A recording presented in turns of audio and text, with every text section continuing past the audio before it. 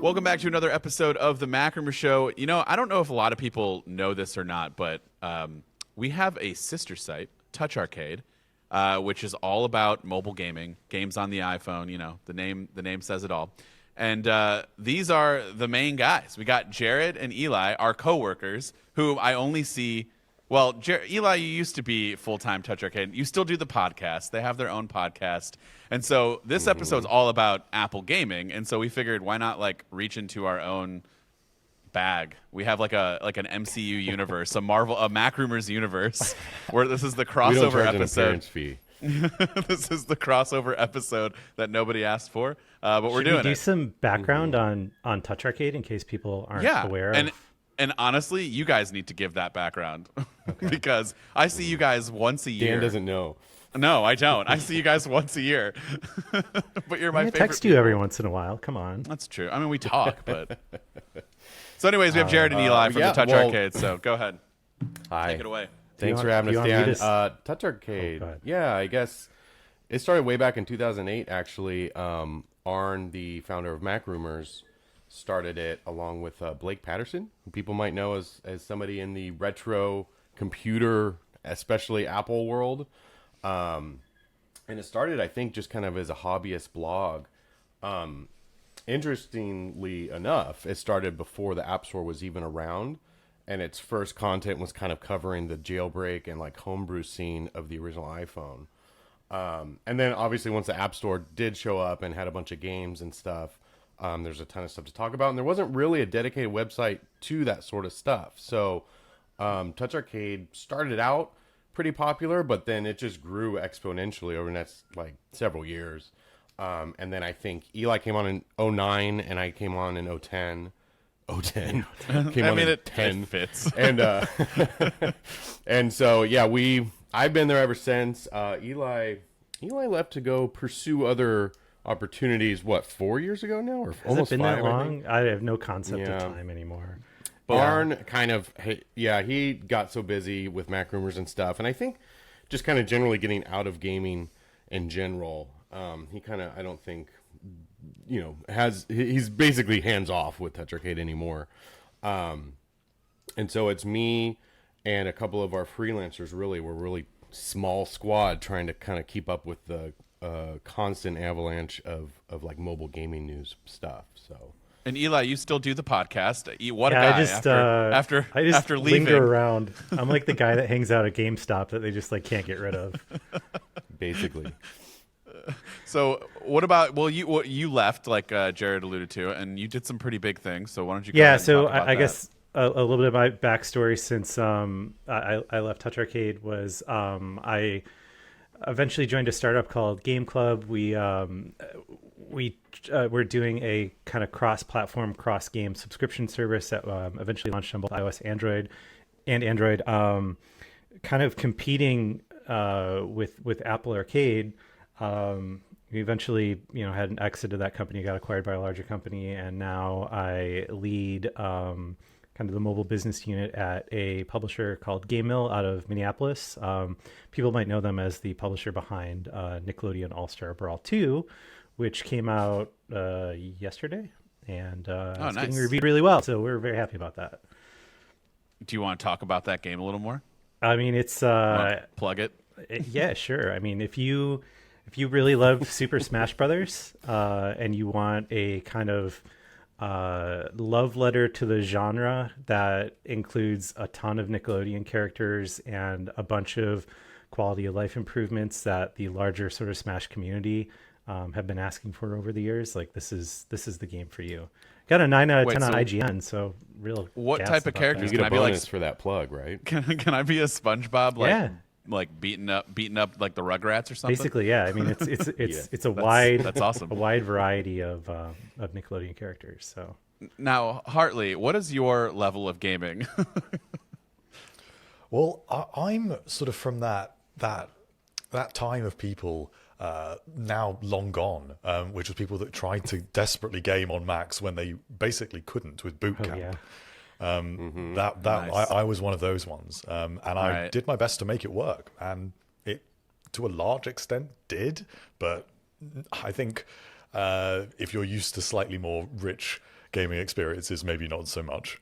Well, that's a great segue because a lot of our topic is like Apple has been emphasizing gaming quite a bit.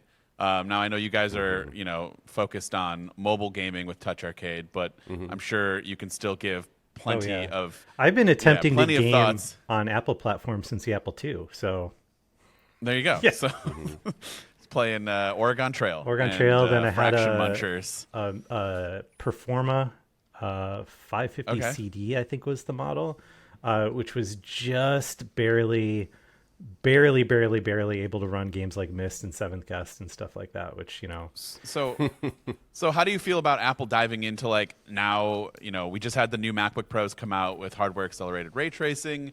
They're pumping out or trying to get out some good, AAA titles. I was just at a little get together where we got to speak with some developers for a lot of, Apple put on like a little showcase of these games. And so I got to check out Resident Evil 4, running on a MacBook. It was, flawless, perfect. Just felt like I was playing on a console. Just console level gaming like they promised.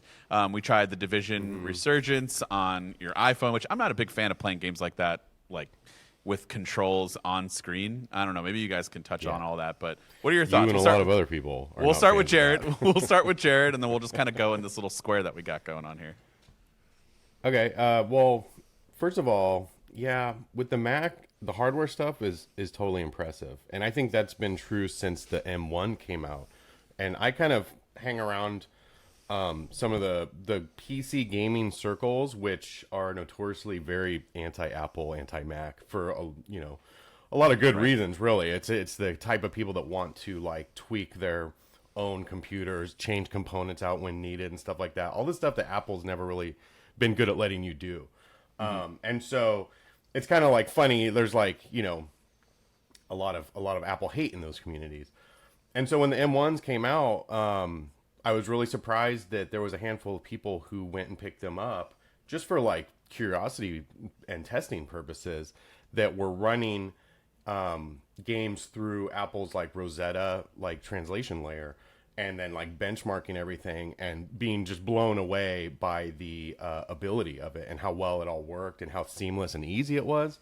And so it was like kind of funny to see a lot of these sort of notorious like Apple haters be like, wow, I'm actually really impressed with what this is able to do. So I don't think it's like a hardware performance issue. I think Apple's doing a lot of great things there, but I think it's a broader problem with like ecosystem because there's no real drive for me to want to rebuy a game on Mac so I can play it on my laptop, right? Like most PC gamers have most of their game library through Steam, and that library lives with you from place to place. And if you are asking somebody to have to go out and buy like yet another version of a game they might already own just so they can play it on a Mac, that's kind of a hard sell, I think. And so up until this point, I've always kind of looked at Mac gaming as just like a nice bonus, and it's there for like occasional things, but I don't see Apple ever really being like selling computers that people will buy specifically for gaming. It's more of just like, hey, I already have an Apple laptop. I already like Apple laptops. And when I'm traveling now, there's like a better selection of games if I'm bored in a hotel room or something like that. But like dedicated gaming machines, I don't see Apple ever really kind of breaking ground there. Yeah, Eli? so I guess like What do you think? for me, again, I've been playing games on Apple computers basically my whole life, and it's it kind of, to me, the state of Mac gaming and I guess like Apple gaming in general still feels like they're responding a little bit to the I guess like accidental success of gaming on the App Store, right? Like because when you looked at kind of the genesis of all of this, I guess it like remember Steve Jobs was adamant of like, hey, if you want to do extra stuff on this phone, like use a Safari web app kind of thing, right? And that I think the App Store kind of came about as sort of an answer to the early days of Cydia and all those other things, right?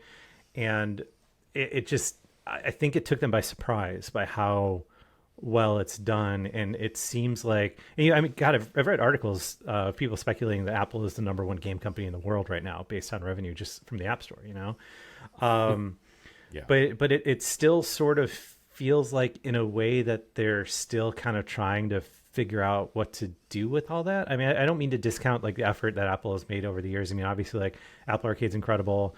You know, some of these new games on the Mac, like particularly on the newer models, I mean, it feels like magic how well they're running on Apple Silicon and stuff. But I just like, I don't know. I just kind of wish that they would go just like one step further, because like, I feel like if Apple kind of went just a couple steps further, they would, this gaming stuff would stop feeling like kind of sort of like an interesting hobby for them and a side note, and like something that is like truly transformative in the game space. You know, it's like they have the money to do it too. So, And are you talking like if they did something like a dedicated gaming well, not console, even or like an Apple TV I guess just hybrid more console with or like the something? software that they're pushing. You know, it's like, so like for me, like the Resident Evil Village stuff that, you know, we've been talking about on the TouchArcade podcast about, you know, how it just sort of feels magic that these Resident Evil games are running on your phone, right? I mean, like if you would have gone back to the early days of iOS devices and even suggested that you would have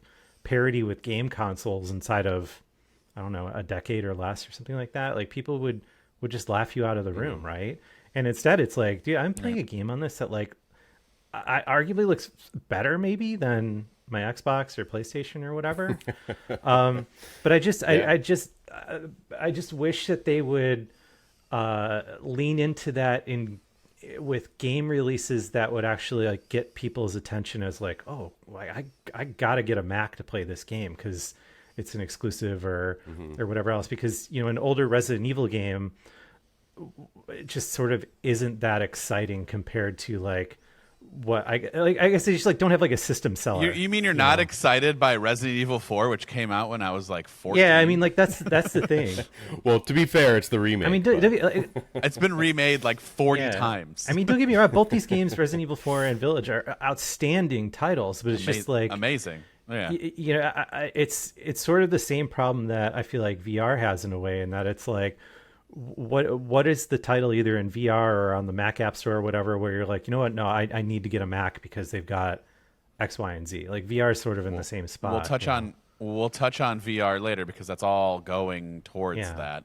And it was pretty clear. But Hartley, what about you? What are your thoughts on some of these new titles that have come out and the way it's being supported on the Mac? Is it something that like you just kind of agree with Eli and Jared, where it's like not going to be taken seriously still, but a nice to have, or do you think it's the opposite? Well, I agree. I think that we're still at an early stage, but something has changed at Apple in the way that they are presenting this. Gaming has been a focus at the last two events, and I feel like they've been talking about it increasingly before that, and now it feels like they are going for it a little bit more in terms of rethinking the Mac in particular as a gaming device, and rethinking the iPhone and the iPad as able to play console level games. So it's sort of a reevaluation of these platforms as a whole, but I completely agree with Eli that they kind of need to go a bit further. And I wonder if the way to do this in the long term, because I don't see it happening next year, if they just secure another couple of maybe slightly older console titles, would be to invest in original content. And that is not something Apple would have done 10 years ago, but they're now spending over $1 billion a year on movies. So if they were to invest in just a couple of AAA Mac exclusives, or at least exclusives to the Apple ecosystem, that would be something really interesting and would really kind of draw a line in the sand in terms of Apple's commitment to gaming. But I don't know whether that's very likely. I don't know whether that's even possible. I'm 100% with you there, because I feel like Jared and I have talked to death about this either, in Discord or whatever else, where it's like, it's very cool that these games exist, but like, if you could choose a way to play Resident Evil Village, it's like the iPhone is probably the least ideal way to play it, right? And like the Mac is better, I guess, because it's more of a sit down experience. But I don't know. What about if you were to use like those backbone controllers where you connect it to the to like the sides of the phone, or I'm if a you big backbone fan. Yeah, or if you like brought your own PS5 controller or Xbox controller to the iPad Pro. Like, so part of that showcase that was really like cool for me was I'm like you. I don't, I talked about earlier. I don't want to play games like that. I don't want to press. That's not the type of game that I want to use my phone for unless I had a Backbone controller or something else. And probably same with the iPad Pro. But like the fact that I could do that and that they all sync throughout I could buy one game. I can start Resident Evil. I could play it on my Mac. I could be on this, subway or wherever I'm at on the plane playing on my phone and then pick up later back on the Mac or when I get home on your Apple TV like that. That's cool because it's the ecosystem that is what makes Apple appealing to most people. And if we can get games like that, I think that's an interesting concept. Is that and then true of my both other question Resident Evil games? So I think you can only do that with one of them, right, Jared? No, Village is already on the Mac App Store. Right. And that version is not going to be universal with the one that just came out on iPhone. Right. But Resident Evil 4, which has not launched yet, will be universal across all Apple platforms. So I agree with you that that's kind of a cool bonus. Like if you bought, it's more of an incentive to buy I don't want to spend the money on Resident Evil 4 on just the Mac because I don't know how much I'm going to use it. But if you are like, oh, I can play it on my phone, my iPad, or the Mac or whatever, that's kind of more incentive to spend the money for that particular version, to have it with you on the go when you want. Yeah, because I think that, and then not to mention Apple Arcade Library. There's some good games on there too that that's just how it works. And then real quick for you guys, I'm an idiot when it comes to this PC gaming. I have no idea, man. So with Steam, what is to stop Apple from you can do Steam on your Mac, right? Is it just certain things don't work though? A lot of things don't work. Can you? Yeah. So what's it's the really fix up there? to the it's really up to the developers of the games themselves to add Mac support, and a lot of them do, and a lot of things launch even day and date as a Windows and a Apple version on Steam. So if you own a Mac, you can go download the Mac version of the Steam app, and it will go through the library of games you already own on Steam and tell you these are the ones that work on Mac, and you can download them and play them on your Mac. And it's not bad. There's a decent selection, but I would say the biggest stuff usually launches as Windows first, and then it'll maybe come out down the line. They'll add support for Mac, but it's always the problem's always been that the audience isn't there to put in the work to make a Mac version, really. So it's we can put a Mac version in there, but who's really gonna buy it? Who's gonna make it worth our while to even add this? So wasn't there something that Apple introduced, Hartley, about making games a lot easier, for developers to be able to just kind of make that happen without a ton of... the game porting toolkit, which was introduced at WWDC, and Apple is definitely investing in terms of the software with those sorts of tools, and they are investing obviously in the hardware with Apple Silicon, but this for me is the missing piece, and this kind of goes back to what Jared was saying previously, which is that there is this sort of missing piece in the ecosystem, which is something that works a little bit like Steam. And I think that we need, almost in the same way that you have Apple Music Classical separate from the Apple Music app, and yet it doesn't have any content that isn't available in the Apple Music app. I think that's what needs to happen with the App Store and games. Games need to have their own center. I mean, literally, Apple used to have tout Game Center way more. And I would like to see an actual Game Center app where I can use it as a launcher. And then you can tie that into iMessage. You can tie that into a bunch of other features and actually make that available cross-platform. And it would feel more like a cohesive experience, because that's actually weirdly the thing that holds me back. Is I don't want to see gaming apps alongside my productivity apps on my Mac. It just it feels wrong and weird and kind of disconnected in a way that when you pick up a console or you pick up or when you open Steam, it's just a completely different experience, and I think they need that central location. We've talked about that too before, where it's love gaming on an iPhone, but when you get something like Resident Evil Village that just came out, which is so impressive and cool that you can play something like that on something as small as an iPhone, also you're getting dinged with notifications that are distracting you or whatever. Is it the best way to experience that game? As opposed to dedicated gaming hardware. And I feel like when the iPhone first came out and gaming started to really kind of take off, I was always oh man, I can't wait to have this be my everything device, and all my gaming is done on here, and it just does everything. And like slowly I've kind of come back around to being like, man, I really appreciate my Steam Deck or whatever, because I can ignore my phone. I can ignore the stuff that's happening on it and just focus on gaming. And I think that's a better experience for a lot of people than having, I don't know, trying to have your phone also be like your dedicated gaming device. There's a lot of stuff that can kind of get in the way of that. But something that Harley just said that I agree with is there's like a missing layer there. And that game compatibility toolkit, I don't know much about, but I will say that something that really helped the Steam Deck take off and become a really popular device was it's a Linux device, and Valve created like a compatibility layer that translated Windows games to run on Linux very easily and very well. And so for most people that bought a Steam Deck, like, you know, there's dedicated Linux versions of a handful of games, but it's kind of in the similar boat as like Mac stuff. Like sometimes there's Mac support, sometimes there's Linux support, but like Windows is like the default. And so people that bought a Steam Deck, you just load up your Steam profile, and it will, even if there's not a Linux version of the game, it's going to run through this compatibility layer and work really well and allow you to play all the games that you already own on Steam. And so I could see something like that, like rather than maybe Apple even having their own game hub or whatever, Apple just kind of embracing Steam and being like, okay, you can use our compatibility toolkit to make games that will run well on the Mac, even if it's like a Windows version.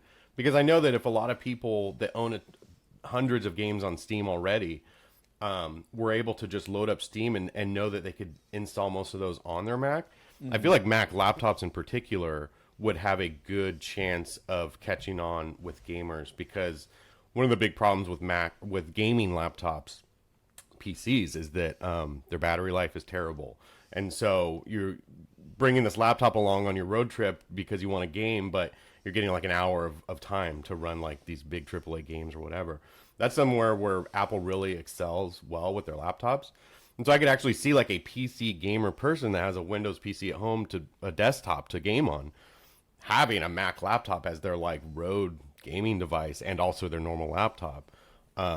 If all their Steam games would also work on it, you know what I mean? Right. So I feel like that compatibility layer, giving support to all those games you already own, is one of the key things. I'm totally with Jared on this, and the way that Valve works is so mysterious, where they'll just like release something on a random Wednesday and email 6 people in the games press, and it's just out. Like that's basically how Counter-Strike 2 launched, right? So it's not outside of the realm of possibility that some random Thursday you guys just get an email from Valve that's like, hey, guess what? We added the Vulkan emulation layer in macOS Steam. Every single Steam game just works on Mac now. And at which point it's like, game over for the Mac App Store on gaming, because like, why in the world would you mess around with the Mac App Store when it's like the Steam ecosystem is so mature and so great as far as like all the cloud save stuff, your game's working everywhere, and everything else. Like if I were Apple, like that's what I would be extremely worried about. So with Steam being so prominent in this space, like, is it too much for Apple to just like, why haven't they just like, if they really want to take it seriously, couldn't they just gone out and bought them? If they really could just make something so that they could port over all of their games, or is it too Steam late? Is Steam Steam's too a big? privately owned company owned by Gabe Newell, right? And as a result, like all the Steam financials are private. You know, like you don't know what a non-publicly traded company is making, right? So like, it is possible that Steam is worth just a truly unfathomable amount of money, like potentially even too expensive for Apple to buy at this point. I mean, like, they dominate. Like Steam is PC gaming, right? So how do you input a price tag on that? Like I don't know. It's going to be really interesting. God forbid when Gabe Newell finally dies and like whatever happens with Steam and his estate and everything else, says that inevitably gets revealed, and people will just be amazed by how much it's worth, I bet. No, I was going to say that I think really the solution is either that Apple pairs up with another company to provide that compatibility, like with Valve, and just kind of admits defeat in that way and just says, a little bit like they do with some of their accessories, that another company does this really well and Apple is not interested in the space. And I don't think that's too likely. I think it's more likely that they try and do their own version of Steam effectively that is unique to the Apple ecosystem. But that's probably years out. So I wonder what the next kind of, I don't know, maybe 5 years look like. Are we doing just every Apple keynote get more games shown off, and we can go wow at the hardware and the ability it plays? But that's not going to be so impressive in a couple of years' time. The problem is like Apple really needs to get into the cycle of having these new games like day and date on the Mac App Store, or whatever else. Because like, when I see a new game coming out, it's not really even a question of whether or not it's going to be on Steam on its release date. It's like, of course it's going to be on Steam, right? As opposed to the Mac App Store, it's like, oh, maybe this game will be the tech demo that they show for the next round of Apple laptops or iPhone or something like that. And maybe it'll come out eventually, but it's not like, it's not like there's any guarantee that that game will ever be on Mac, really. I mean, much less, with a small delay or whatever. What about like That's getting also a what I'd like to major, see. I was saying getting like a major title that they can go out and kind of throw some money at them to say, hey, you release with us for the first 3 months or something. I mean, it's sort of what they've done with Apple Arcade. Would that be enough? They with a lot of early exclusives and things like that with games that eventually come out later. And I think it's had an impact, but the hardcore gamer crowd is still so fickle when it comes to that kind of stuff that I think it would take more, much more to really get on everyone's radar as like, oh, okay, yeah, Apple is a major player in, quote unquote, like the real game space, which is, always such a nebulous thing of what that even means. But well, I also don't know what title you could do that with. Like the newest Call of Duty comes out and is Mac exclusive for 6 months. Like the gaming world would go ballistic over that, and it wouldn't. I don't think people would be like, well, fine, I'll buy a Mac to play this. You know what I mean? They would just be pissed off for 6 months until it came out on their PC or their console. You know what I mean? I don't know whether there's a title that exists that could be like so desirable that it would cause somebody to want to buy a Mac for gaming. But even if there was, like, where do you go from there? Because you still need to have the whole ecosystem behind it to support long term. Because once you beat that cool game, then what do? You know what I mean? Yeah. So I don't know. It's like such a they really need to start kind of like ground up to try and get their foot into the gaming world, because I lost count of how many times over the years we've been like, Apple will show interest in gaming in a serious way, and we'll tell each other like, oh, this is the time. Finally, they're taking gaming seriously. And they might come out with some new initiative or something, but then, a year later, it's like a long gone type thing, and the gaming thing never took off. So I do feel like they are taking it more seriously now, but then I just wonder, like, okay, once these big titles that they've announced have launched and stuff, like when are they going to get bored, or when is the team that's really pushing for that going to like go do something else? And then because you saw that happen a lot with Apple Arcade. Apple Arcade launched with a lot of buzz and a lot of weight behind Apple pushing it. And then like a year later, like I think everyone that was part of that team like wasn't with the company or was working on different things. It sort of got stuck into like this sort of cycle of like, okay, some new games are coming out, but there was no big like parade for it, I guess. Which I feel like they really didn't capitalize on how much buzz and goodwill they had. Yeah, Jared, I mean, like, particularly as we, used to go to GDC every year, I mean, like, it was not abnormal at all to run into people that were like ex-Apple games people that, like listen to our podcast or read TouchArcade or whatever, who are just like, dude, I agree with everything that you are saying, and you have no idea how hard we fought to try to do these things internally, but it just ultimately didn't go anywhere for reasons, X, Y, and Z, and right, it's just kind of a bummer. I mean, so like the thing is, like, nothing that we're saying here, I promise, is anything that people in Apple haven't already argued about. Like that's the crazy thing. They just like don't win those arguments. For sure, there's people that want gaming to be a thing at Apple. Yeah. Within Apple. So what do you feel really needs to change with Apple Arcade? If they didn't take advantage of that momentum that I agree they had when they started, but it does feel like the platform's kind of, it's kind of that thing that for a lot of people at least, you get with Apple One and you maybe play one game on it, but it's not at the forefront of your mind. It's not a must-have service in the way that even other things like Apple TV Plus now, with the recent price increases, it is becoming more of an essential, and Apple's definitely becoming more confident with it. But it doesn't feel like the confidence is there with Apple Arcade. So what needs to change with that? Well, I think the lead up to launching Apple Arcade, Apple spent a lot of money on it and probably made a lot of big expectations out of it that I think some were met and some probably weren't.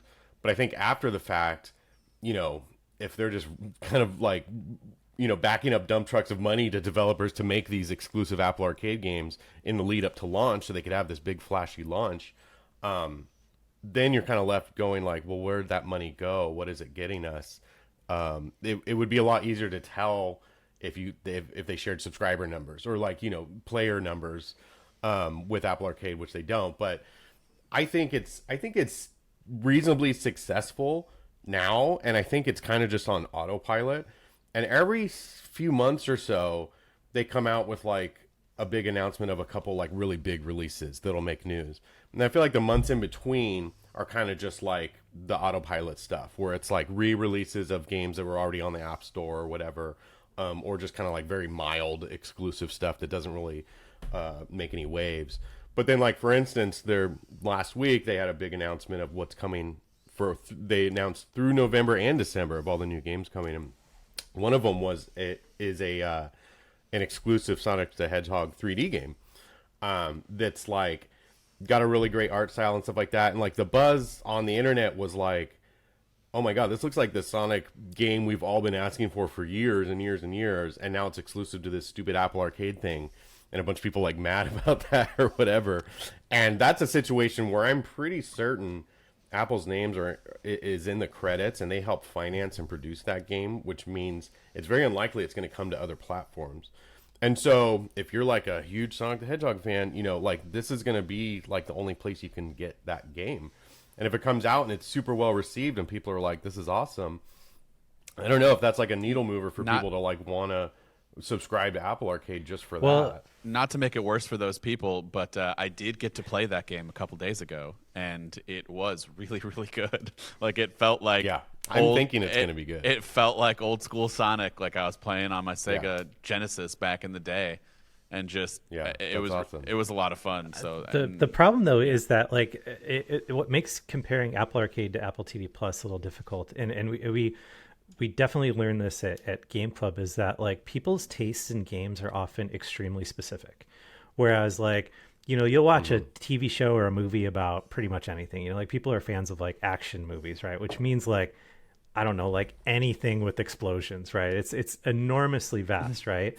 Whereas like in the gaming space, Michael Bay had made a career just because of the explosions. I mean, but in the gaming space, it is not abnormal to run into people who are like, oh, I only play turn-based strategy games, so like it's very tricky to build a content library around that, because like if you made a subscription service that was nothing but turn-based strategy games, you're alienating, I don't know, 98% of the other people, and it's just real tricky. So like I think like that's sort of something that Apple seems like they're still sort of going through with Apple Arcade, is like trying to figure out like, who is this really for? And making it for everyone creates sort of like a weird vibe where by making it for everyone, it's kind of not for anyone in a weird way. Like I don't know, it's kind of weird to articulate a point like that, but it's just like, again, people just have very specific tastes that are hard to fulfill with a game subscription unless you just have a unbelievable amount of content. Well, I know there's a lot of people that I hear from that love Apple Arcade because they have kids. And they're like, it's so awesome to be like, download whatever games you want. I don't have to worry about it. Like I used to have to worry when they would download a free game and then all of a sudden they're watching weird ads or maybe accidentally buying Smurf berries or whatever. So Apple Arcade from that sense it's very nice to have something that you don't have to worry about that stuff. Yeah. And the like breadth and selection of game types, I think, is a good thing. There's a lot of really, really, really, really good games on the service. And for years, ever since it came out, I was just like, this is an astounding value for $5 a month. And recently the price that just went up, and we talked about it on our podcast where we were like, well, now, a lot of people seemed mad about that. But I was like, even at whatever it is now, 7, I think, or something, even at like $7 a month, it's pretty darn good to have that many games that you don't have to worry about any in-app purchase stuff or ads. And there's a lot of really good games. Like it's still an incredible value. I think Apple themselves kind of devalued how good it is by pricing it so low in the first place. You know what I mean? But the other key thing I think is having it be part of Apple One, because so many people I mean, if you're going to pay, I was in the same boat where I was like, if I'm going to pay $15 for family Apple Music, I'm going to pay an extra $5 to get all this other stuff too. It's Might as kind of a well. no-brainer situation. Yeah, I would. Yeah, so like I think a lot of people did get Apple Arcade through that, and then have discovered, oh, this is awesome. Like I can actually download these games, and there's a lot of good stuff here. It's I think a really good value for money. But I think the biggest problem with them is that, you know, they go really hot on cold on pushing it, I think, or making an effort to put like really cool exclusives that are making people take notice. It kind of just, to me, like I've said this already, but it feels like it's been on autopilot for at least the last couple of years. Yeah, I echo Jared's sentiments on the incredible value of this stuff. I mean, like all these subscription game services, you know, whether you're talking Apple Arcade or Game Pass on Xbox or whatever else. I mean, it is seriously just unfathomable. Like imagine describing to yourself when you were like a kid that had like the NES with one game, that in the future you're like, oh yeah, your parents will pay a few bucks a month and you'll just be able to play whatever. Yeah. Full games, no messing around. Like it's just truly just unbelievable. I used to buy the buyer's like game guides when I was a kid of games that I like couldn't afford, but like I could get the book, but I couldn't. Like my parents weren't going to buy me the game, so I'm like, well, this is my best. The next best thing is I'm just going to read this and then be an expert at a game that I don't have, which is I mean, and that to me, like, you know, having sort of the full scope of what that time period was like criticizing these subscription services just kind of seems a little weird because like, dude, these things are so good compared to what you used to have. That like nitpicking random details is just like, what are you doing? You know, like, but I would be very, very, very curious to see some kind of pie chart of Apple One subscribers of what percentage of people engage with each part of Apple One, whether that's, you know, watching a single show or doing a single workout or playing a single game or whatever else. Because it wouldn't surprise me if people didn't engage with a lot of it because it's sort of the default thing that you sign up for with your iPhone, you know? Yeah, another thing with Apple Arcade that I think I don't personally use, so it's not on my radar all the time, but I hear a lot of people praise it, is that you can play a lot of those games on Apple TV too.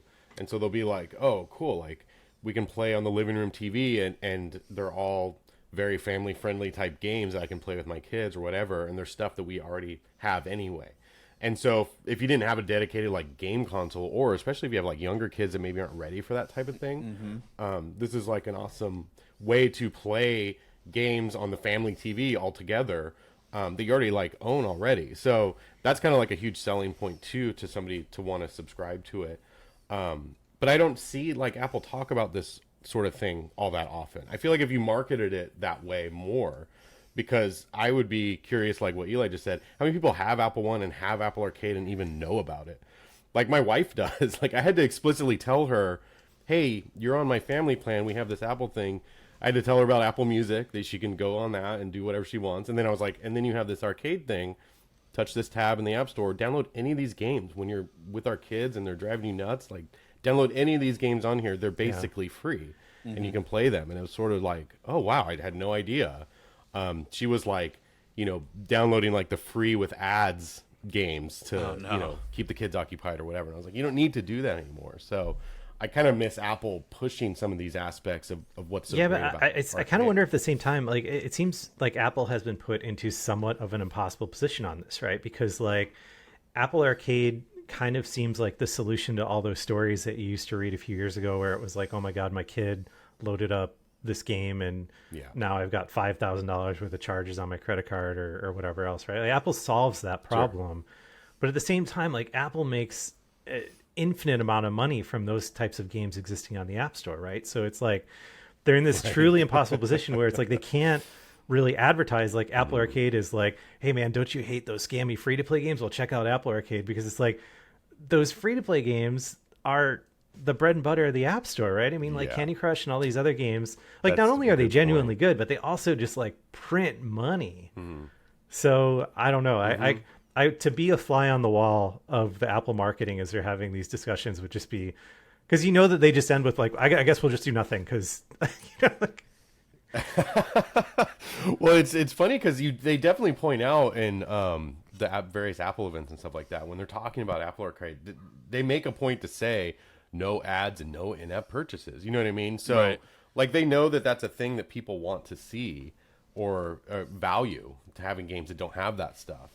But yeah, like you said, it's kind of hard to be like, isn't Candy Crush so gross with all of its fake coin packs and stuff? Like they can't say stuff like that, because then they're hurting their own, revenue line. I wanna go back real quick, and Hartley, I want to get your thoughts too. What about, you said, Jared, you don't play any games on the Apple TV. Have any of you guys done that? Because I just did it for the first time at that showcase, and it was like, why don't I do this more? Like you said, like why don't I go, hey, totally, to my kids, like, yeah, you got your Switch, and he wants a new game every week because he beats these so fast, and I'm like, dude, I'm not buying $60 worth of games like every week. We can't do that. But like, I could just be like, here, go wild, and we have an Apple TV in the like the loft area. Like, just here's a controller, do what you want to do, and like have fun. So Hartley, have you ever like experimented with that? And if not, like, what are your thoughts? Are you looking into doing that or? I have. I've tried it, but it's not something that particularly appeals to me. And I kind of, I wonder if this is, in as much as it's something that is a really appealing feature, say to families or to sort of casual users. I do wonder where Apple Arcade goes in terms of console level games. Because that feels like the sort of inevitable conclusion, unless this just stays to mobile games and Apple Arcade sort of defines itself as something a little bit separate to these console level games. Because I can't see Apple saying, well, you can play Resident Evil on Apple Arcade, but you can only play it on certain devices. And suddenly then Apple Arcade is becoming something a little bit different. So what happens with that? And that is a big question. And again, that's why I think Eli's completely right, that they look at these sorts of issues and they don't have the answer for it right now. Because anything they do hurts one side of the business, right? So she's like, I don't know. I guess the move is to make no move, like.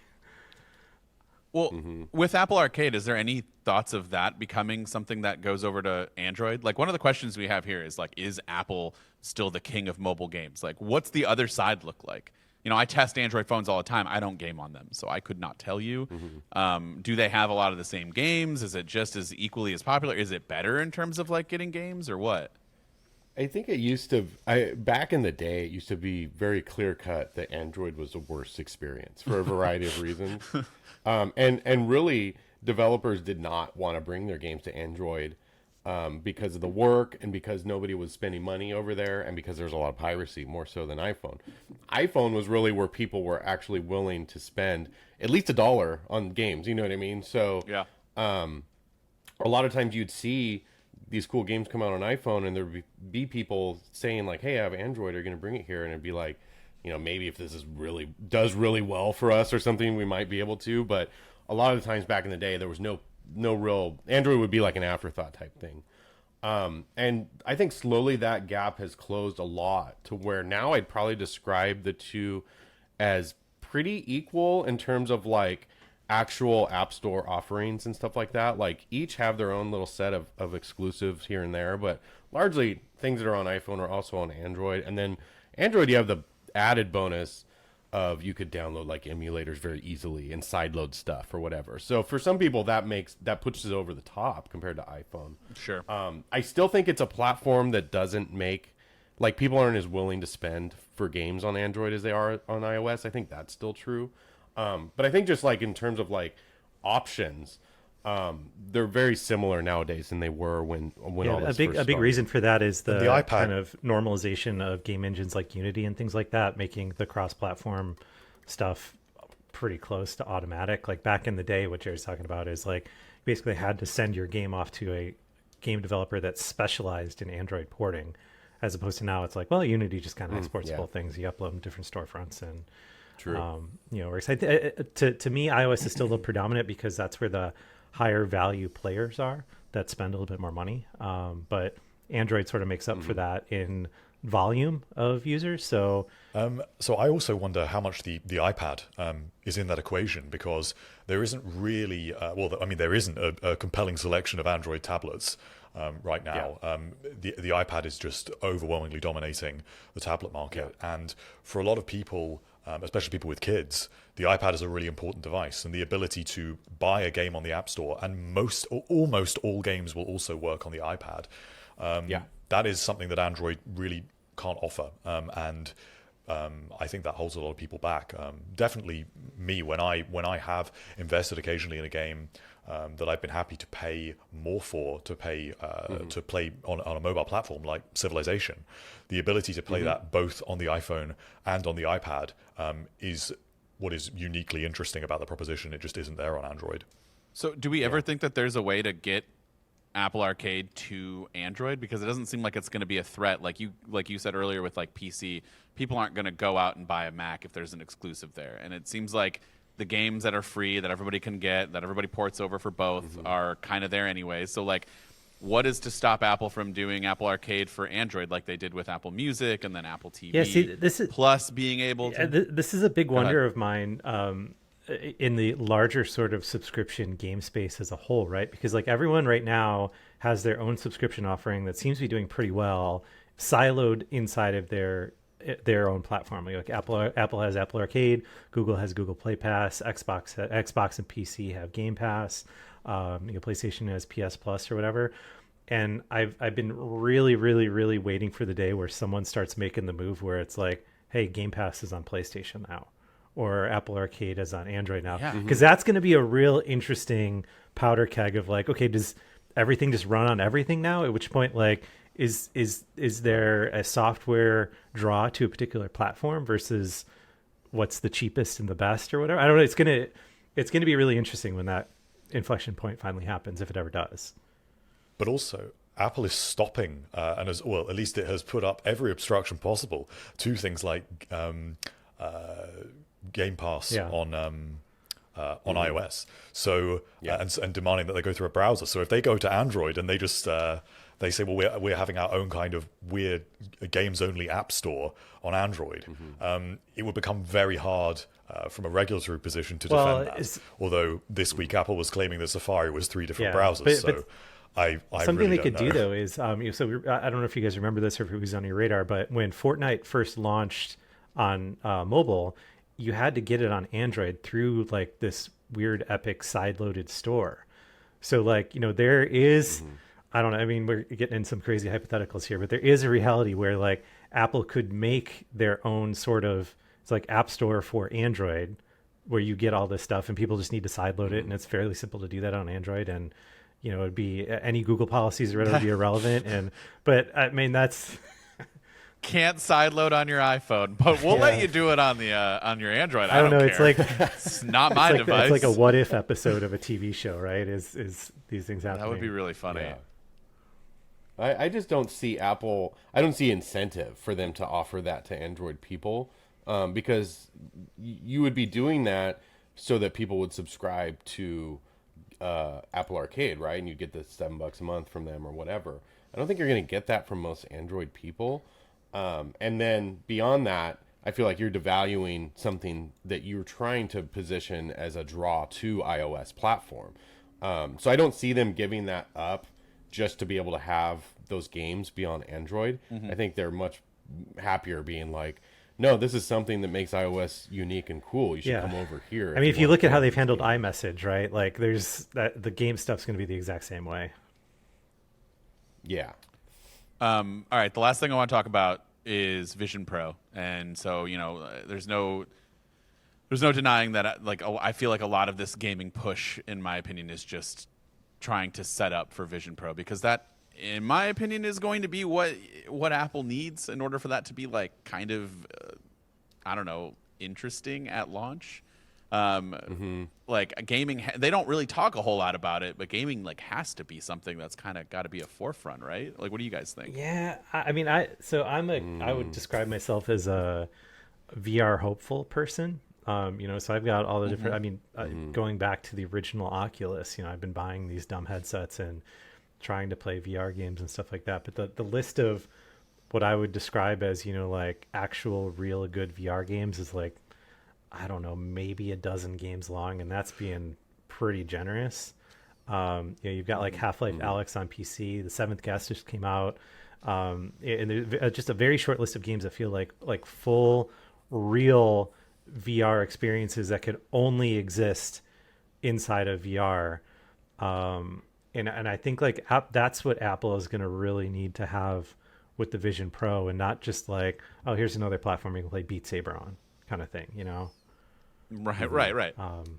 So that's what I was wondering. Like, what is their what do they need to do to make that happen? Because there doesn't seem like there's a huge like market that they're behind in, like they are with gaming on your laptop. And I think it's a tough sell to be like this $3,000 headset for gaming, right? Like that's already when there's stuff like the Quest that's 500 or whatever, or even the older headsets you can get for $200 or $300. I think that's a really tough sell just from a gaming sense. I think it'll be kind of like what we've been talking about, how the gaming will be a nice bonus. I think Apple likes it as a bullet point to try and sell people when the headset comes out. It'll be like, look, and there's these games that also work and are awesome. But in terms of like a killer app type thing, I think you need something like, I don't mean specifically Fortnite, but something like that. That's a social experience that young people embrace and want to be a part of. Because Fortnite it was kind of the forerunner of games as like a shared space experience, right? So you would play Fortnite and it's a cool shooter and you do this stuff, but also you saw kids going to hang out in Fortnite, right? And then they started having like concerts in Fortnite or whatever. And it became this sort of like precursor to what everyone calls the metaverse or whatever now. So like, I think you need something like that where it's like a shared space with other people. It may or may not be a game, or maybe it's both or whatever, but it has to be something like that. I don't think it's going to be like one app that's like, you got to get the Apple headset to try this one specific game. It's so cool. It's got to be like all my friends, same thing as like all my friends have iPhones and now I want an iPhone too. It's like, we all want this headset so we can do the hangout social thing together that all my friends are wanting to do, or something like that, more than like one specific game. I am absolutely dying to know what ends up being the killer use case for the Apple Vision Pro, because like that's been the problem with VR for the longest time. I mean, like I've got all this VR junk at my house.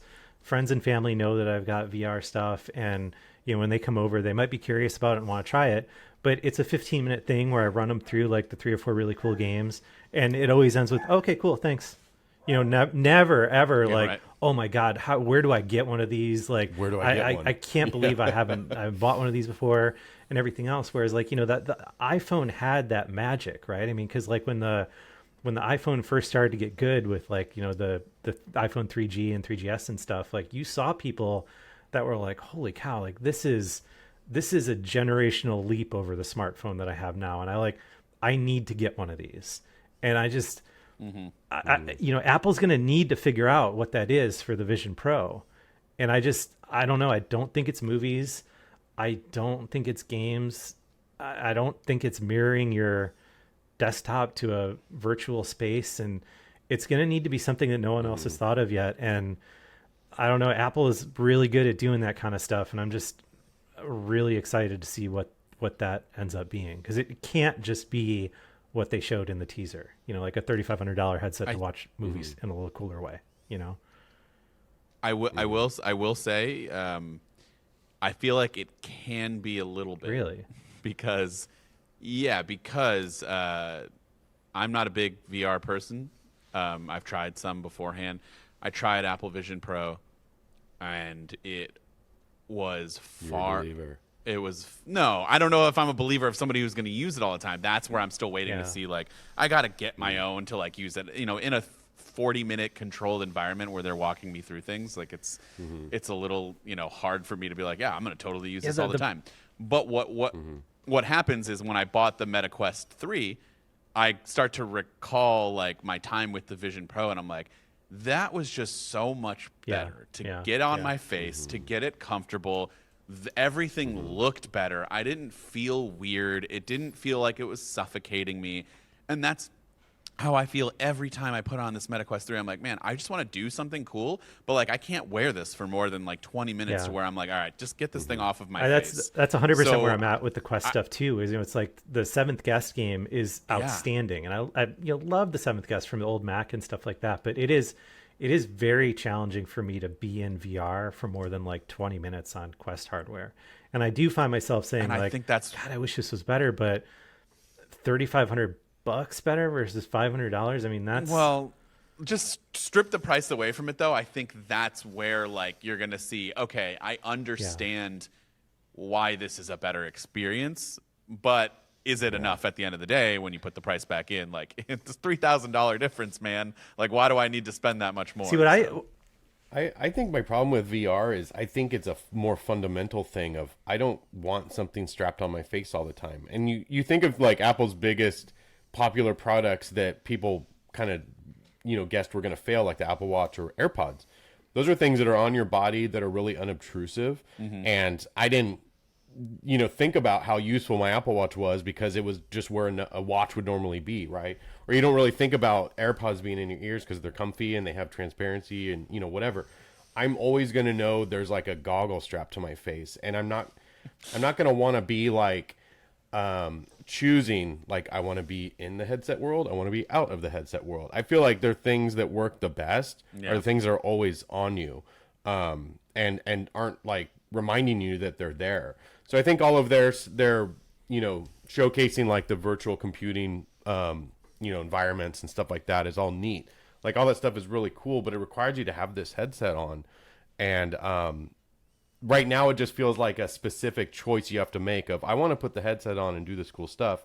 And when it's off, I can't do all this stuff, which you don't really get with your Apple Watch, which is just always on and always giving you useful thing. You can, and people surely will. But for me personally, I haven't worn one, so I don't know how comfy it is or whatever. But I just can't imagine wearing that thing around your house all day long just so you have the benefit of the virtual space stuff all around you all the time. I could easily see it being my number one travel accessory of all time, though. Like every time you're watching something on your iPad on a plane, or you're trying to do some work, and you're just like, what is this person next to me looking at? Like, I'm talking to my wife, I'm having a conversation. Like, I don't need them to see what's going on. Like, you're watching a movie. I always get weirded out when there's movies on the plane that you watch and like there's something going on that's kind of weird, and like you got a kid sitting next to you, and you're like, I don't want to watch this next to him. Like, I just feel weird about that stuff. So like I can see, and like also it keeps your head straight. You're not looking down. Like, it's just comfort. Right. But like $3,500 for my travel. Well, so here's the thing. Do you guys do crazy predictions and then check and see whether or not they turned out to be right on this? You keep track of that at all? No, but we should start doing that. Let's do that. So right now. here's my prediction with the Apple Vision Pro. I think this is how Apple makes it a success. So they lean into all the financing shenanigans that they've been rolling up, with the interest-free financing, the iPhone upgrade program, and everything else. Make the price of the Vision Pro irrelevant because they promote it as $150 a month or something like that. With every year you get the new one, whatever that price point ends up being. But they need to get off. That's not irrelevant. Well, they need to get off of this whole like the headset is so expensive thing. Whereas like if Apple shows you this magical product, but presents it in a way where it's like affordable to you on a monthly basis, particularly with how into financing like everything Americans are these days, I think that the Apple Vision Pro will be the next device that every single person has. But if it's, a $3,000+ headset that, it's just for, I think you're gonna, the problem Apple's gonna run into is the people that are gonna buy it are going to be the same people that bought Google Glass, and they're gonna have a major marketing problem on their hands as like, all these tech bros are wandering around San Francisco with the headset on, and you're not seeing anyone cool wearing it and anything else, right? Like, so that's the biggest thing I think they have to fight against. Yeah, the thing's $3,500 now, but where will it be in 5 or 10 years? How much is it going to cost then?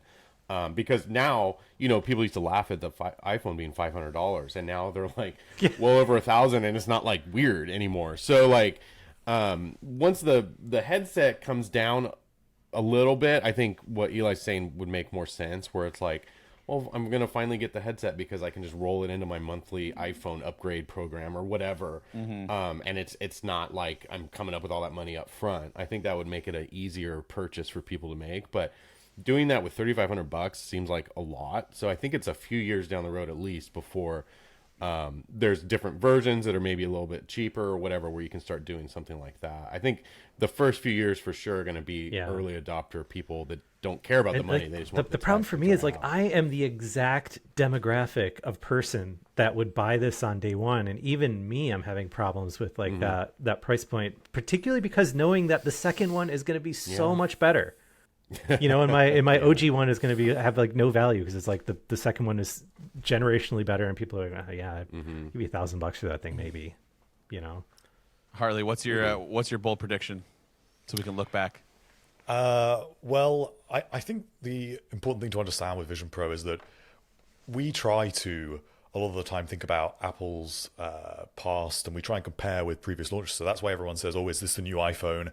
And the iPhone was like this, the Apple Watch is like this. And we try and sort of say, well, this doesn't feel right with the Vision Pro. But I think it's because Apple doesn't actually want to sell headsets. In 10 years, it does not want to be in the headset business. It wants to be in the business of augmented reality glasses.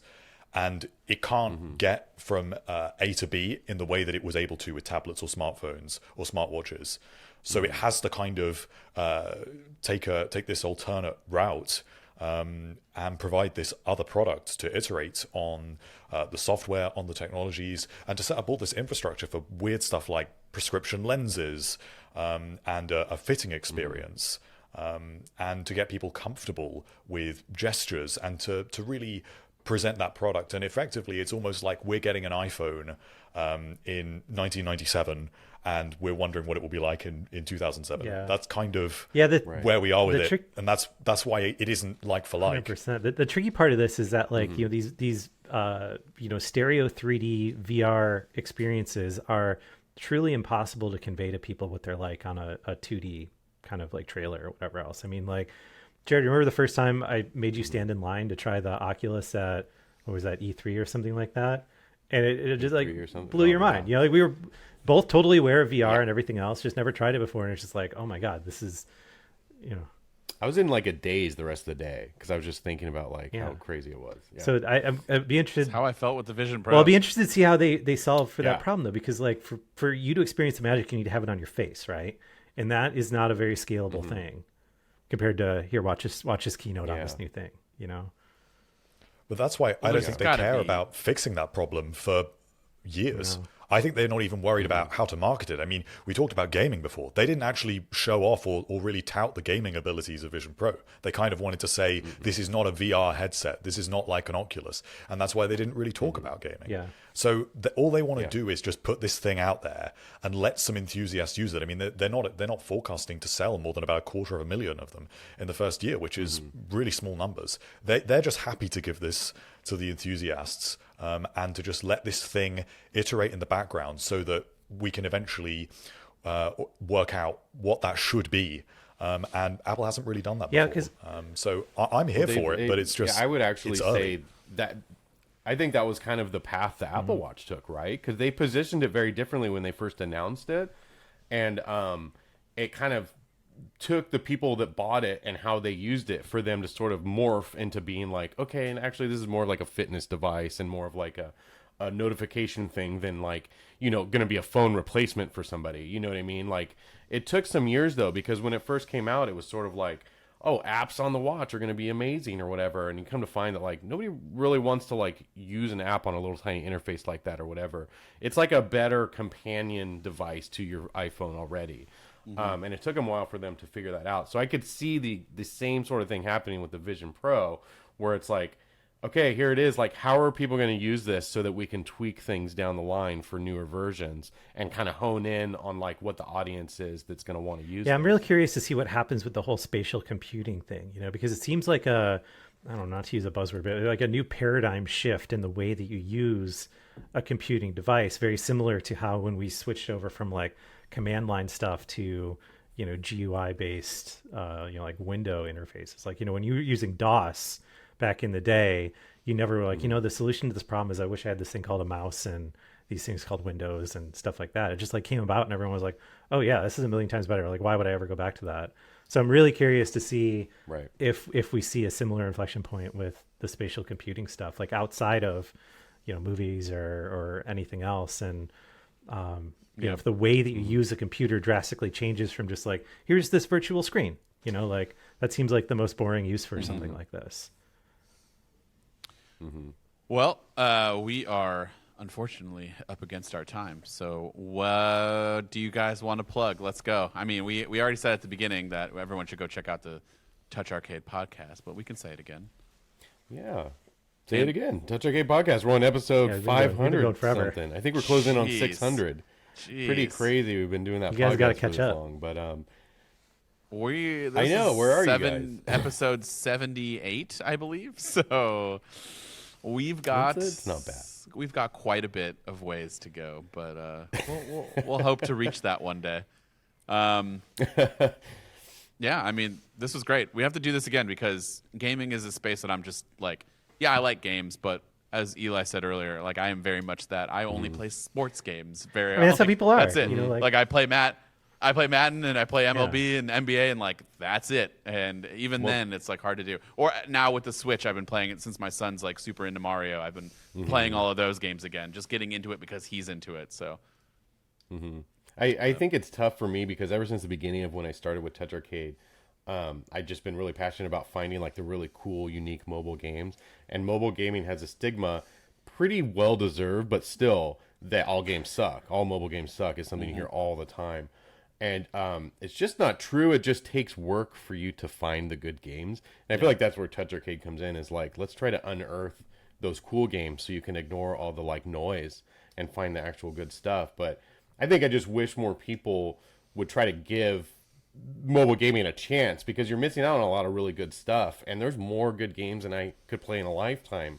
They do exist and they are out there. It's not all garbage like money grab stuff, although that stuff's everywhere too. Yeah. You know what I mean? You just kind of need to know how to navigate that type of stuff. But I And feel like the people are best- doing themselves a disservice by dismissing it initially without actually trying to put in a little work to find the I've stuff. converted. And you don't even need to put in the work because you can go to toucharcade.com and you can read Nice. all of Nice their segue. Yeah, stuff. via Touch Arcade, I've converted so many friends of mine that were like mobile game skeptics or haters to like, well, no, you just need to stop downloading this junk. Like, check out what we're posting on Touch Arcade and like give some of those a go. And all of a sudden, it's like, oh wow, this is actually I didn't know games like this existed. You know. All right, so yeah, go check out Touch Arcade, go check out the podcast, and thanks Jared and Eli for coming on, and we'll catch everybody thanks next for having us.